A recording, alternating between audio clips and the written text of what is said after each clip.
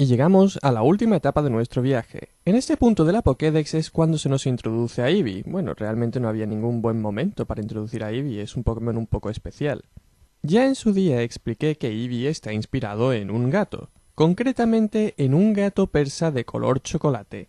Esto lo sabemos sobre todo por esa gola blanca que tiene alrededor del cuello. Esta gola es observable en las 3 evoluciones originales de Eevee, pero en las nuevas evoluciones deja de poder apreciarse.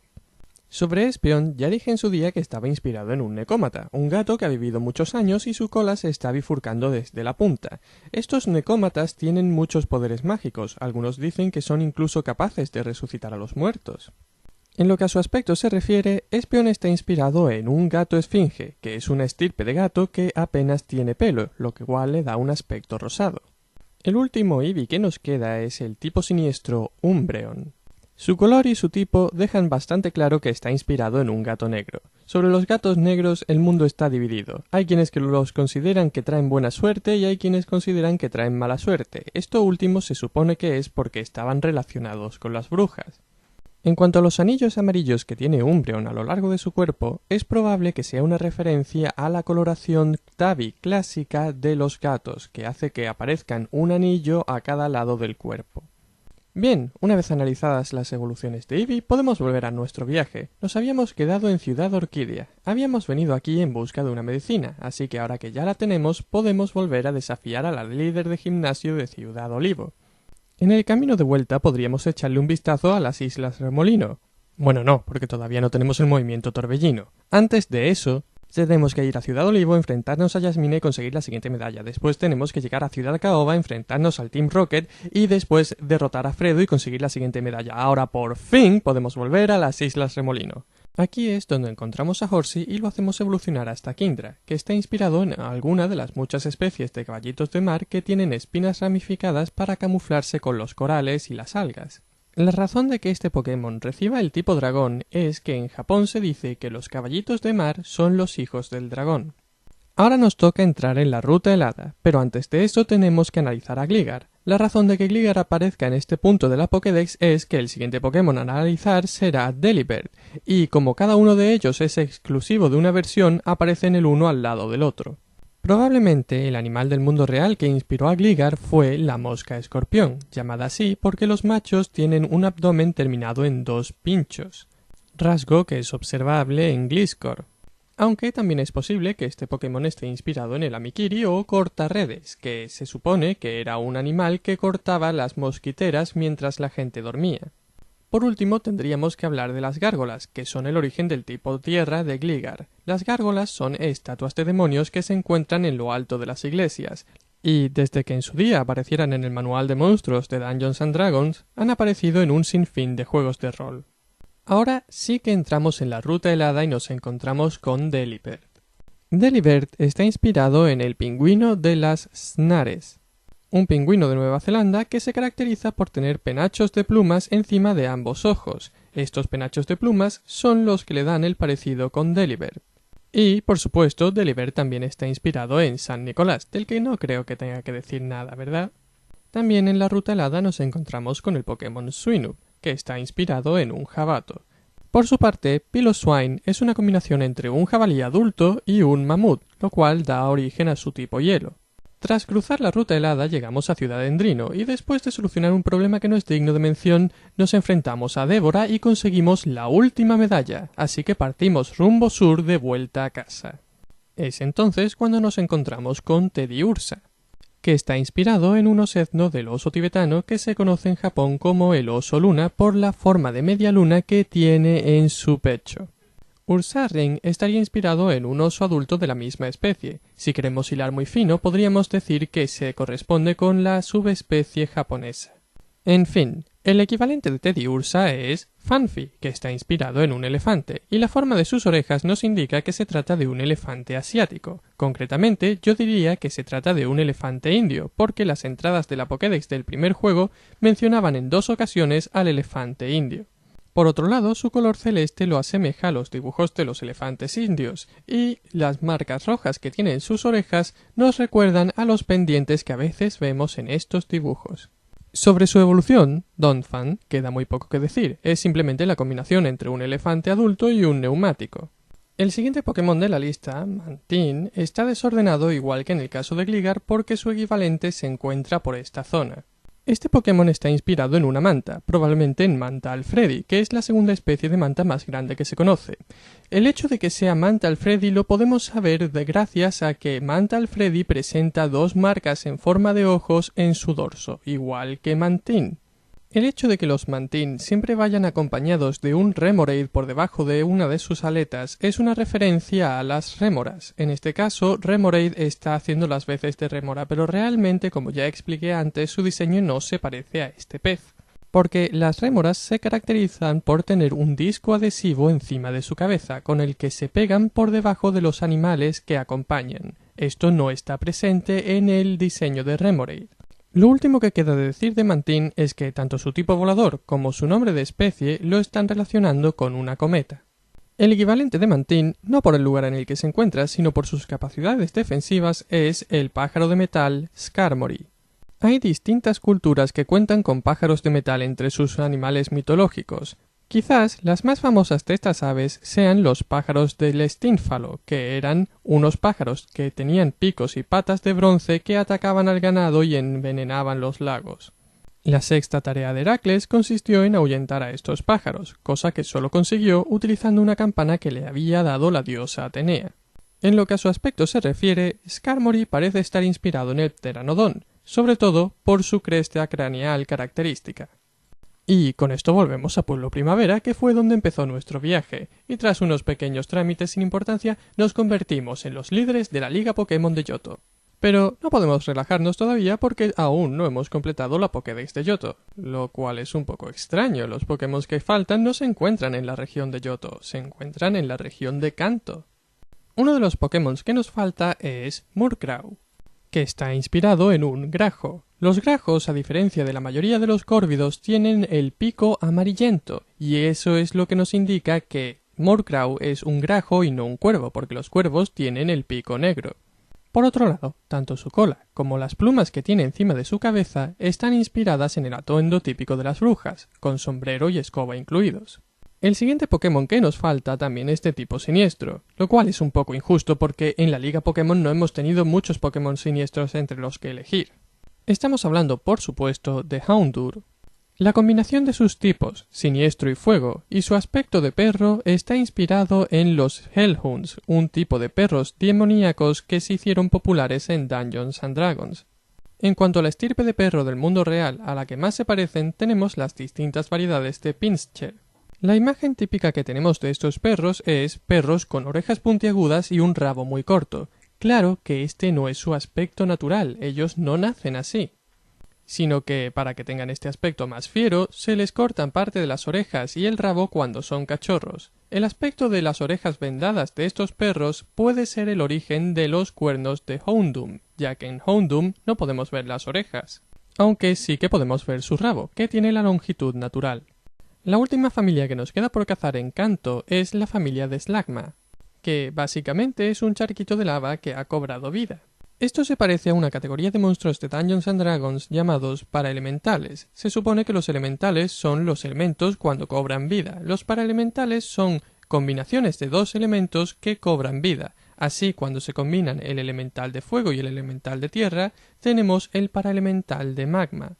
Uno de los primeros paraelementales de magma que se introdujeron fueron los Tokwa, que son gusanos de magma, que es lo más parecido a Slagma que vamos a encontrar. Claro que hay que aclarar que Slagma no es un gusano, sino una babosa, no tienen nada que ver.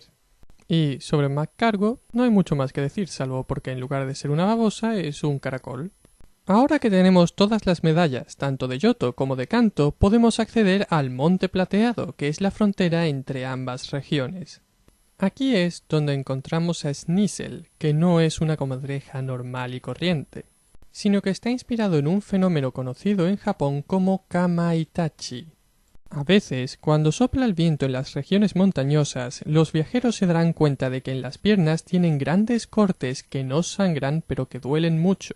El caso es que los viajeros no son conscientes de cuándo se han hecho ese corte. Incluso hoy en día no se entiende del todo cómo ocurre este fenómeno. Pero la explicación que se le intentaba dar a esto en Japón era que existían 3 comadrejas que viajaban en grupo. La primera tiraba al viajero al suelo, la segunda utilizaba unas hoces que tenía en las manos y les cortaba a los viajeros en las piernas. La tercera curaba las heridas de los viajeros y los ponía de pie. Todo esto tan rápido que el viajero no se daba cuenta de siquiera de que se hubiera caído. La alternativa a Sneasel es el Pokémon fantasma Misdreavus, de quien ya habíamos hablado un poco.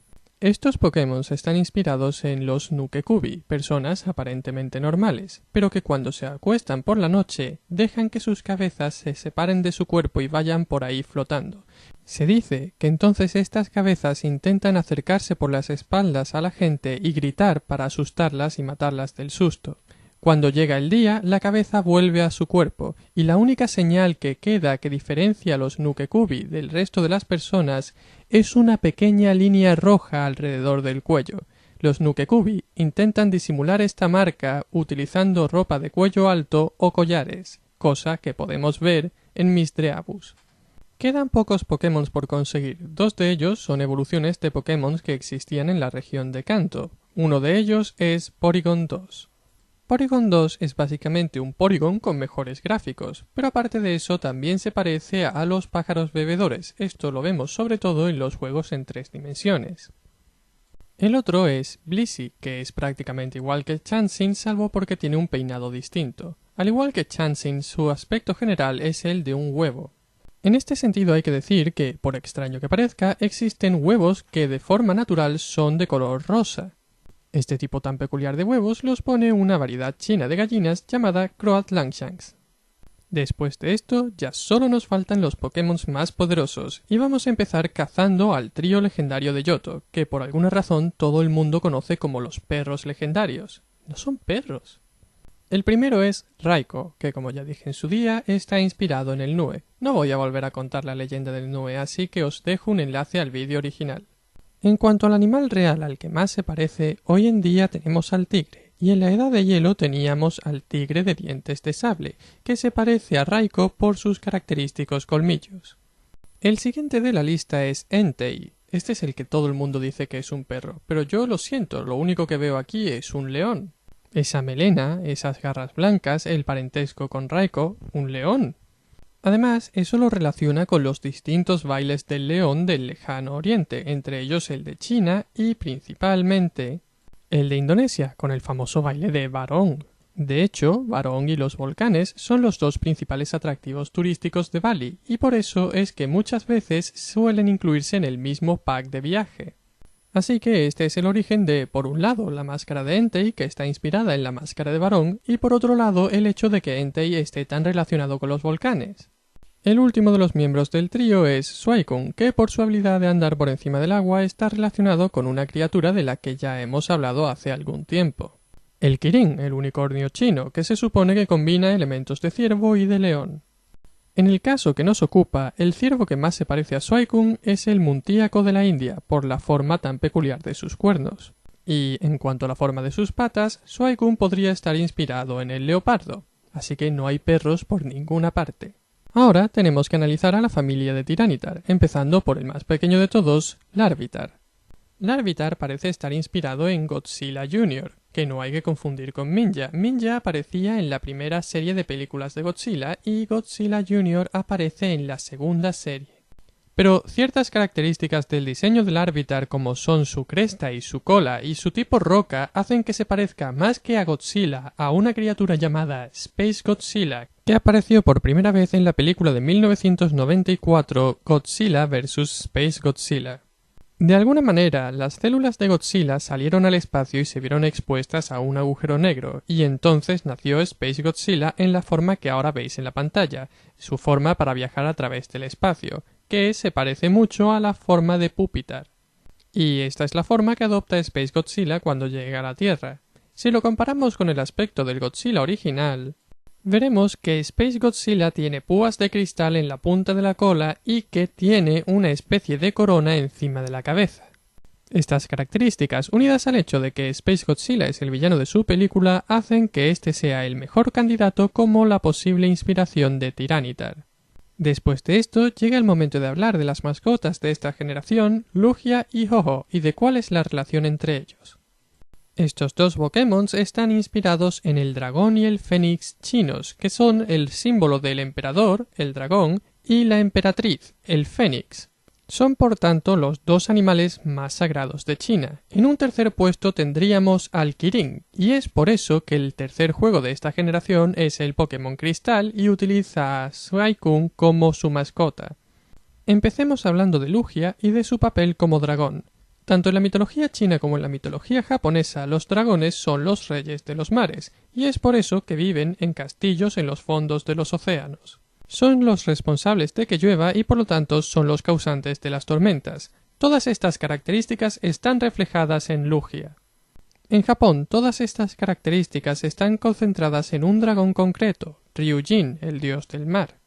Y es precisamente la forma de representar a este dragón con atributos de ave lo que da origen al diseño tan peculiar de Lugia. En cuanto al animal del mundo real que más se parece a Lugia, tendríamos que tener en cuenta a la beluga, porque al menos en lo que se refiere al nombre de Lugia, la beluga tiene que ser su origen. En la otra cara de la moneda tenemos a Ho-Oh, que toma su mitología del fénix occidental, que es capaz de renacer de sus propias cenizas.